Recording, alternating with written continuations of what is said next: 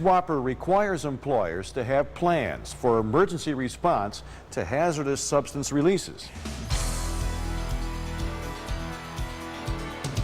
Some work sites have emergency response teams, people who know how to handle spills and releases. Others use outside companies to respond. If you're the first to discover a spill, don't attempt to clean it up yourself. Instead, follow the procedure you've learned. Contact your supervisor or emergency response team, or activate an alarm. If a spill or release emergency does occur, listen carefully to who's in charge. Know the location of exits and escape routes. Confined spaces include tanks, vessels, bins, boilers, ventilation and exhaust ducts, sewers, manholes, tunnels, and pipelines. Other examples include open-top spaces more than 4 feet deep, such as pits and tubs. Because of their limited size, confined spaces are more likely to harbor toxic or flammable contaminants or not have enough oxygen.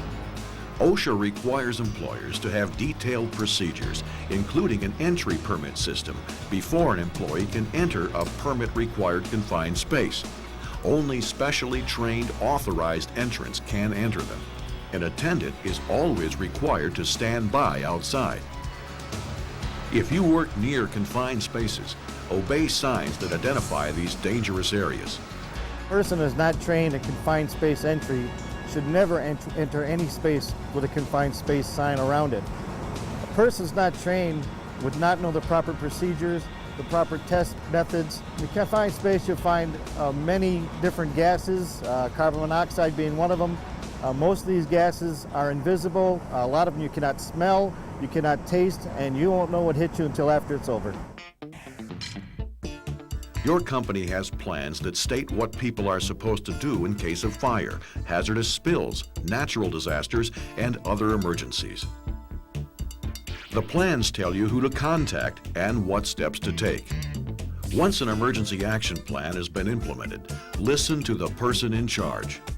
You should also know established evacuation plans ahead of time, where alarms are and when to use them, and where extinguishers are located and how to use them. In case of fire, it's important to remember that fire consumes oxygen as it burns. In fact, more people die from lack of oxygen than they do from burns. Move quickly to evacuate, but don't panic.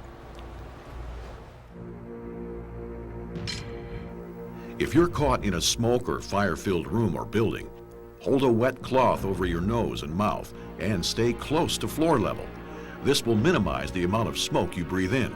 Use a shield to protect yourself as you escape. Once you're outside, move away from the building as quickly as possible to your pre-arranged assembly area. Be sure to check in with the person in charge. Prevention is the best form of fire safety. Take proper precautions when working with electricity, flammable and combustible liquids, LP gas, and heating devices. Don't smoke where you're not supposed to. Keep work areas clean of combustible and flammable materials, and keep them clear of obstacles so everyone can easily use the escape routes. A lot of things go into staying safe on the job.